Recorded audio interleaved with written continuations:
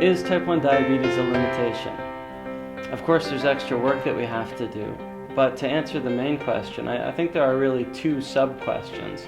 The first is whether type 1 diabetes makes you weak or unhealthy or unable to do certain things, and the second is whether type 1 diabetes is something that will cause other people to perceive you in that way. So let's start with the first question. Here's a weak and unhealthy guy. Doug Burns won Mr. Natural Universe as well as Mr. USA. Here's another one. Now I have 10 Olympic medals, and the majority of them were won with diabetes. I always cringe a little when I see stories in the media about people who did amazing things despite having type 1 diabetes, because of course, in a way that can help to push the idea that type 1 diabetes is a limitation. However, I do want to show you that it's not a physical limitation, so let me run through my list based on a quick bit of research.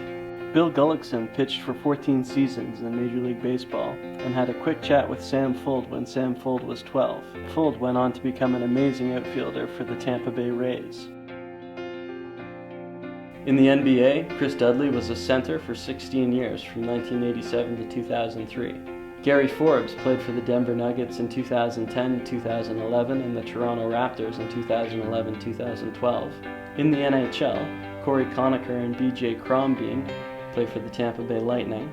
Toby Peterson plays for the Dallas Stars. Charlie Kimball is an IndyCar driver with 1 podium and 7 top 10 finishes. Sébastien Sasseville summited Mount Everest, completed the Sahara Race, and has completed 5 Ironman triathlons. In rugby union, Rod KAFER is an Australian test player. Steve Rainiff played for Brisbane. Brett Stewart plays for Manly. Chris Southwell is an extreme freeride snowboarder. Sean Busby, Olympic snowboarder. Gary Mabbutt is a football or soccer player for the Tottenham Hotspur First Division team. James Stout is a professional cyclist and PhD student. Aidan Bile ran across Canada. Why not? Honestly, I think type 1 might have been more of a limitation a number of years ago, before we had blood glucose testing, highly accurate insulin, new developments like continuous blood glucose monitoring. But even back then, there were people proving me wrong. Ron Santo played Major League Baseball from 1960 to 1974. He was a National League All-Star 10 times, won the Gold Glove 4 times. I'd already signed a professional contract. And then I went to my doctor, found out I was a diabetic. And the first thing I asked him was, can I play baseball? He says, I have no idea. So I made my mind up then that I was going to play. Bobby Clarke, one of the best hockey players of all time, started in the NHL in 1969. He played for 14 years, won the Hart Trophy 3 times as the National Hockey League MVP, and led the Flyers to 2 Stanley Cups. In 1983, Bill CARLSON was the first person with type 1 to finish an Ironman triathlon. He's done many more since then, many other endurance events, and he has a marathon finishing time of 2 hours 38 minutes. More recently, 29 people so far have finished Ironman triathlons with my good friends at Insulin Dependence, an American charity focused on type 1 in sport. So here's my take on the whole thing. It's a little crazy, but I think that the way that we think about something, especially something as complex as type 1, changes the way we act when it comes to taking care of ourselves. So I know for myself, if I get down and I think that it is a big limitation, a big drain on my energy, a big problem in my life, then it can become that. I'll stop testing as much, I won't be as diligent, I won't take as good care of myself.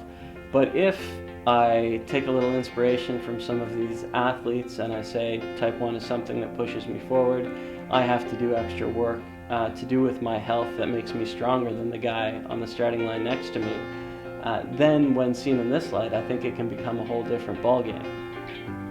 Now, all that said, we need to move to the second part of the question, which is, will people stop you from doing things because you have type 1?